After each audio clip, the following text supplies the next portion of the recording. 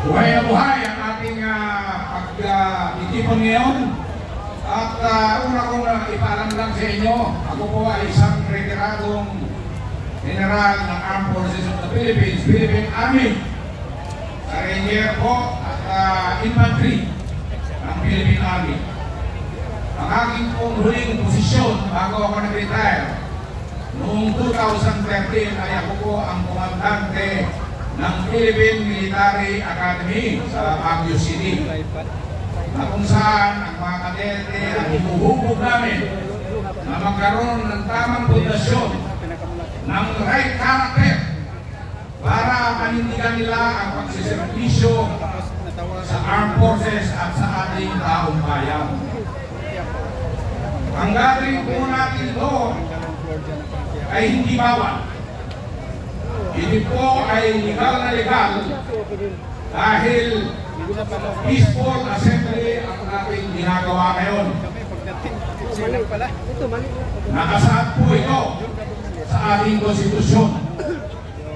At lahat po tayo ay may karapatan na magpahayag, magsalita. Ayon po sa 1987 Constitution, specifically ang Artikulo 3, Section 4, nakasaad po doon, no law shall be passed abridging the freedom of speech, of expression, of the press, or of the right of the people to peaceably assemble, kagaya ng ginagawa natin ito, to petition the government for redress of grievances. Ayan po, yung mga grievances na hinahayag natin ngayon ay pinapahintulutan ng ating konstitusyon. Hindi po porke may mga nanawagan, alam po natin na kanya-kanya po tayo yung mga pananaw. Ang iba may pinipiling politiko, pero kung ako po ang tatanungin nyo, sa taong bayan po ako. Kung ang politiko ay gumawa ng masama, dapat lang siyang imbestigahan, parusahan. Naniniwala ka kayo dito? Tama po yan. Kaya yung sinabi ni Secretary Remulla na pag nagsigaw daw o nagsalita ng BBM resign ay kakasuhan daw po. Mali po yun. Marami po, hindi po ako at lawyer, hindi po ako attorney. Pero nagtanong po tayo sa mga expert na mga abogado at yun po ay karapatan ng tao na magsalita. Hindi po inciting to sedition ito ginagawa natin. Dahil nakasaad doon, we have the right as a people to petition the government for redress of grievances. Yung mga pagnanakaw na ating nasaksihan. 42 years po ako sa government service. Nung ako po ay nasa dito po sa headquarters na ito, 2 beses po ako nasa dito, major ako at mga ako'y naging colonel. Umaaten po ako ng mga budget deliberation sa Kongreso, sa Senado. Alam ko po ang patakaran doon. Kumbaga, ang hindi nakasulat pero sinusunod, sabi nila, lalo na pagdating sa deliberasyon, I'll scratch your back, you scratch mine. Parang gano'n. Minsan nasaksihan ko, yung isang kongresista, panayang upos doon sa budget ng DEX pa dati, no? Department of Education, Culture and Sport, na ngayon ay DepEd na. Abay, talagang grabe. Puro tanong, hindi makausap. 1 minute recess, yung ano. 1 minute recess. Tatawag, dahil recess, papunta ako ng CR. Pero nung papunta ako ng CR, yung nag-o-oppose na kongresista, kausap yung sekretary ng DEX. Pinupumupulong, siyempre, sanay tayo sa eavesdrop. Pumili ako ng konti. Alam mo ang usapan? Ang usapan pala, gustong iparilib nung congressman yung isang division school superintendent. Ito, total mo kaya Melvin. Sabi naman nung secretary, ayokong pamili kung sino. Sige, ako na bahala. Pagbalik, nag-resume. Sabi nung congressman, Google mo. I am withdrawing my opposition, Your Honor. Blackmail lang ang labanan. Isa lang yun sa katotohanan na nangyari. Ngayon, dun sa NEP, sa programa, alam ko ang mga patakaran dyan dahil latin ako. Kadalasan ang pinakikialaman ng mga kongresita at mga korap na politiko ay yung mga departamentong talamak ang korupsyon. Alam na namin yan kung ano. Nandiyan yung Department of Public Works and Highway. Nandiyan yung Department of Agriculture. At marami pang iba.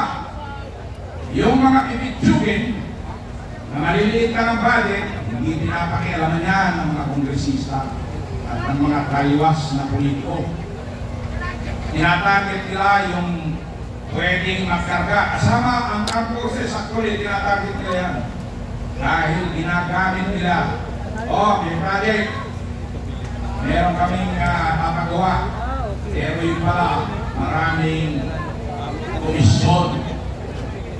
At bumalik yung katagang kipa. Actually yung kipa, nalimutan na yan ng tao.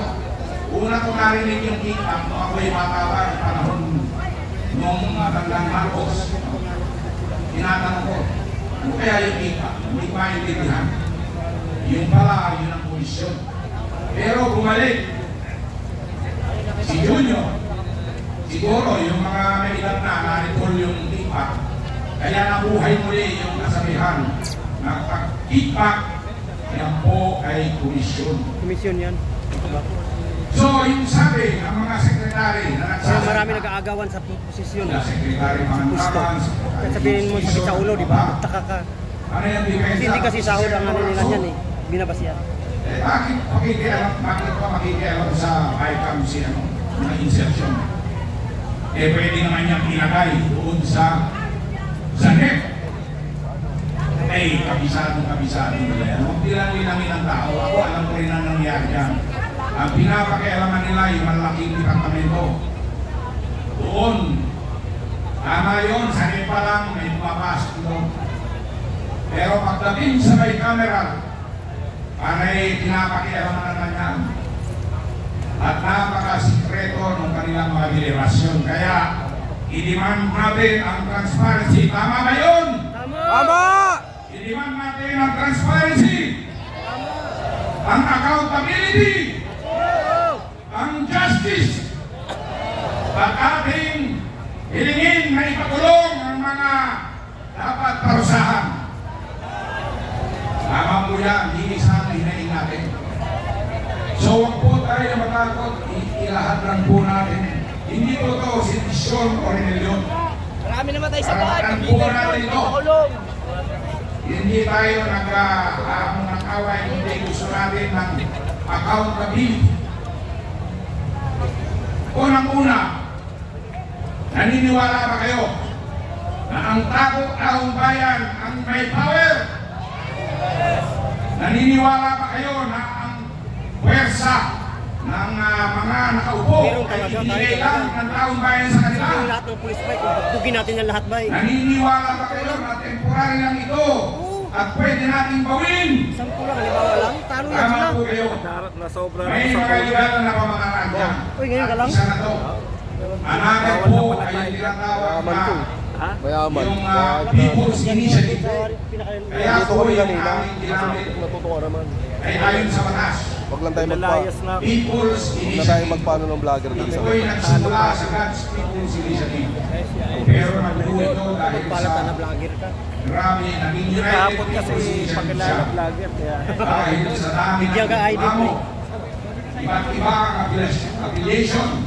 May mga Kristiyano, Katoliko, may mga Muslim, professional, retired, at mga aktibo na nagsiservisyo pa rin sa ating bansa.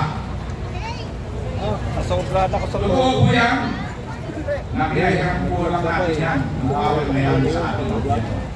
Dahil nakasaad din sa konstitusyon, ayon sa Article 2, buti naman dito na yun. Section 1, Diba? Mas maganda nga. ang nakasaad doon, sinasabi, the Philippines is a democratic and republican state. Dati ka naman, Mambadong. Hello. Sovereignty Pawis. resides in the people, and all government authority emanates from them. Tayo po yun sa atin po nagmumula ang soberenya. Naniniwala ba kayo doon? Tama po kayo dyan. So, napakahalaga po nito yung sovereignty. Kaya ito ang ating karapatan na ipaglaban ang ating mga hinahin. Napaano na ako rito. Ay dapat ipagpatuloy natin. Narang na ako. Ikalawang araw pa lang tayo dito. Nakakahiya nang bumalik. At alam ko mamaya madadagdagan po ito. Ilan ba kayo dyan? So, Mamaya na, dito na lang. even the US, Tutok naman. para lang maipahiwatig sa inyo. Nung ako po ay nag-aaral ng Public Administration, Master in Public Administration, sa United States, isang taon po ako doon, sa Harvard Kennedy School of Paraanin mo Government. si General. Sila isa sa topic na madalas na pinag-uusapan doon Wala tayong CRD. ay yung democratization effort nila. Pero may double standard, alam naman natin yun, ang US. Ngayon sa kanila, Kinatapihan ko. ang prinsipyo nila, Kaninang bago sila pumasok sa isang gobyernong soberenya at makialam, ang unang tinitignan nila ay kung maging gobernador, sabi nila. gumagana ba yung democratic institution. Kung sino gusto mong maging Yung mga organisasyon ba na nagsisimulo ng gumaganang republika at demokrasya ay nandoon sa bansang iyon. tama yung Tinitignan nila yung mga civil society. Nagpapangsyon ba yan? Yung justice system, nagpapangsyon ba yan? Sa atin, yung mga iba, pending the law. kung ano nakapaligid sa'yo. Although nagpapangsyon ang ating justice system, hindi ito perfecto.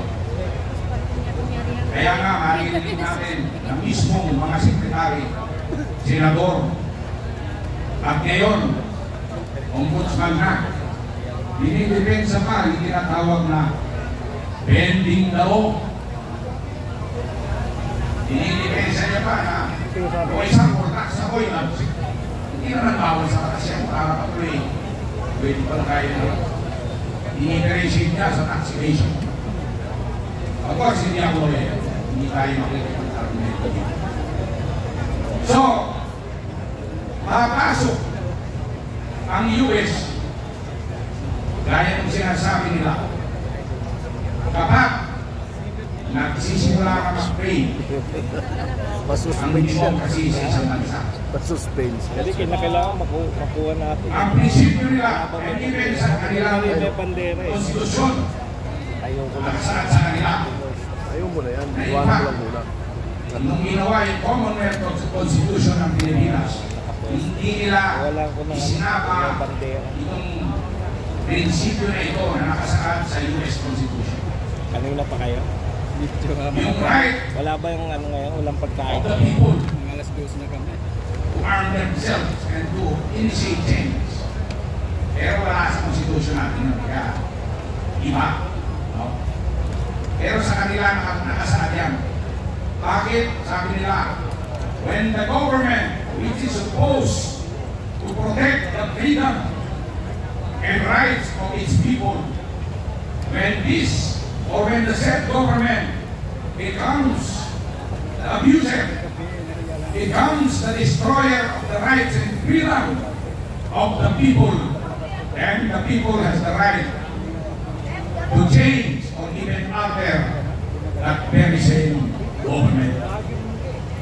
Yan po Gusto ko natin bang magkaroon ng pagbabago? Of course, dapat na peaceful na pamamaraan. Kasi ito po yung konstitusyon natin. So dapat po magsama-sama tayo at patuloy natin ipaglaban ang ating karapatan. Mabuhay ang Pilipino!